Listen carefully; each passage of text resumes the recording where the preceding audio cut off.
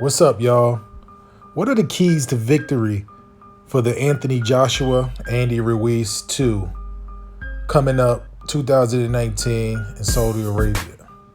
If we look back at the first fight, Anthony Joshua came in as a heavy favorite, taking Andy Ruiz on very short notice. And Andy Ruiz was pretty much unknown outside of the boxing world. But he brought into that fight very fast hands, a lot of poise, and many people might not recognize that Andy Ruiz got 10 or more fights than Anthony Joshua. But Anthony Joshua had the name, he had the backing, he had fought the better opponents up until their first meeting. Now, with that said, Anthony Joshua came out, looked very strong in the fight. He controlled range very well. He was taking Ruiz for a walk, is what we like to call it, where you're not really bouncing on your toes, but you're literally taking him for a walk laterally throughout the ring.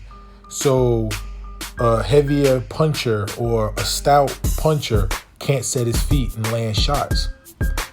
And if Anthony Joshua was the first to knock Ruiz down, Ruiz weathered that storm by catching Anthony Joshua in between Anthony Joshua's shots when he was trying to finish Ortiz.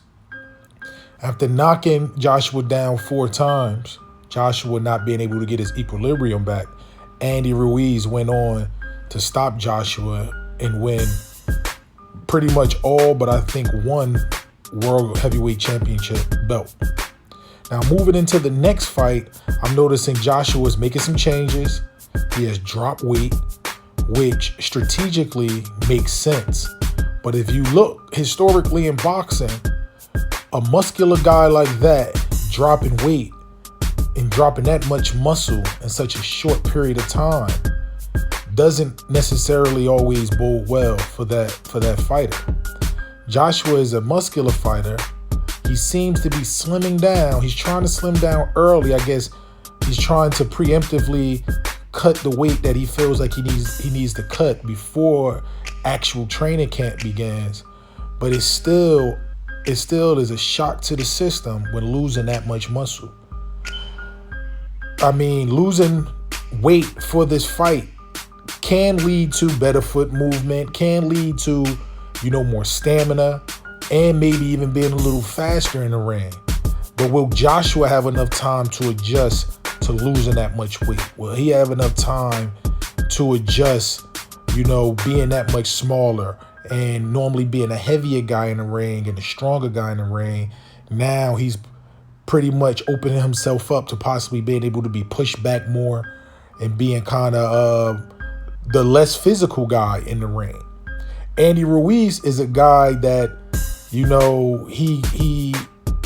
looks much different than how he fights. He's very poised. He has quick feet. He has quick hands.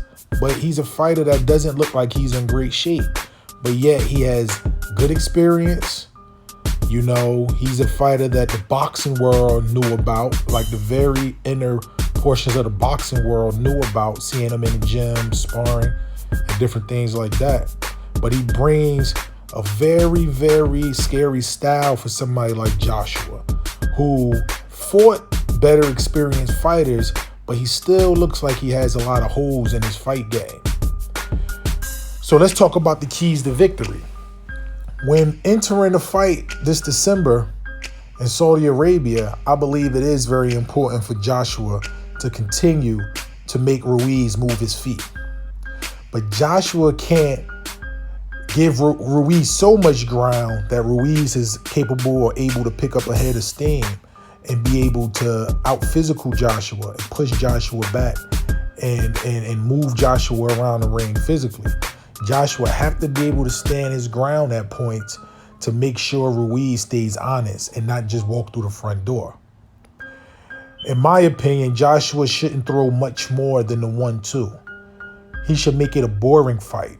He should be looking to keep Ruiz on the outside. I know it's easier said than done. Try to time Ruiz coming in and then hold Ruiz or step around after. Staying off the ropes is very important for Anthony Joshua in this fight. he must stay off the ropes. Because with Ruiz combination punching and fast hands, it's hard for a big guy like that who doesn't have great head movement to get out of the way of those punches. So he should, in my opinion, Joshua should not throw more than the 1-2. If he does throw the hook off of that and misses, he should be controlling Ruiz's head. If he jabs off of that, he should be using that jab as a way to getting out of range and to stop or prevent Ruiz from counterpunching him. But Joshua need to be very wary of the situation he put himself in after hurting Ruiz in the first fight. In the first fight, Joshua was trying to score a spectacular knockout, tried to finish Ruiz, but underestimated Ruiz's heart and Ruiz's poise, because Ruiz caught Joshua in between the finishing combinations that Joshua tried to land on Ruiz. Now, and that's what I mean. This is the reason why Joshua doesn't need to throw more than 2-3 punches in a clip. He needs to look to time Ruiz coming in and tie Ruiz up and take Ruiz around the ring laterally. If he get caught trying to trade with Andy Ruiz, is a good possibility he will get caught again in between those shots. Now, as for Andy Ruiz, I think looking at the fact that Joshua is losing weight, I think Andy Ruiz, if he has that ability, I mean, I've seen him fight in different fights. He does have more versatility than people think. But how would that versus some of those other segments of his fight game, how would they work against Anthony Joshua? Because they don't work against every fighter the same. Andy Ruiz, in my opinion, needs to be more aggressive in the second fight. He knocked Joshua out in the first fight. Regardless of what anyone says, he's in Joshua's head. And I think Ruiz early on in the fight need to test out where Joshua is mentally and apply pressure to Joshua. It doesn't have to be reckless pressure. He don't even have to be looking to knock Anthony Joshua out. But he needs to apply pressure, see how Joshua reacts, touch him to the body, him move Joshua around the ring instead of Joshua using the ring and pulling Ruiz and setting traps for Ruiz. He should be pushing Joshua around the ring, staying in front of him with good head movement, and looking to force Joshua to throw. Instead of allowing Joshua to lead and time him, he should be looking to force Joshua to throw and then counter Joshua off of that. Just to see what Joshua's head is, to make sure Joshua is not able to fight at the pace that he wants to fight.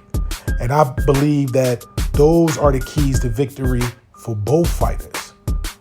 I'm going to have a video coming up maybe in a couple months or maybe a couple weeks leading up into the fight to pick who I think is going to win a fight. I know who I'm rooting for. I'm rooting for a specific person to win a fight, but who I actually think is going to win a fight is a different story. I thank you guys for listening to my video. Like, comment, subscribe. This is Fighting Words. Tell me what you think about the video. Peace.